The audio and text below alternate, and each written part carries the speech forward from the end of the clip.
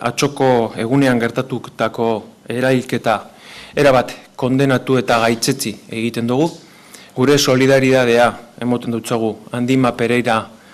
emakumearen familiari, eta zelan gaur arratsaldeko 7:00 Mungiako udaletxeak deitutako konbokatorio horretan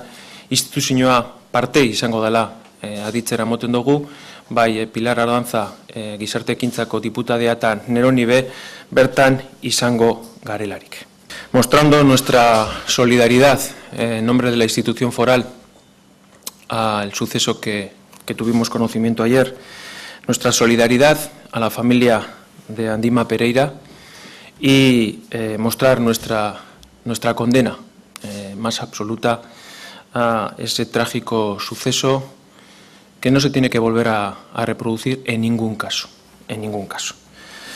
Hacemos nuestra también la convocatoria que ha realizado el Ayuntamiento de Munguía, hoy a las 7 de la tarde, y por tanto esta institución foral, representada por la diputada de Acción Social Pilar Ardantza y por quien está hoy aquí, yo mismo, vamos a estar presentes hoy en la convocatoria de las 7 de la tarde.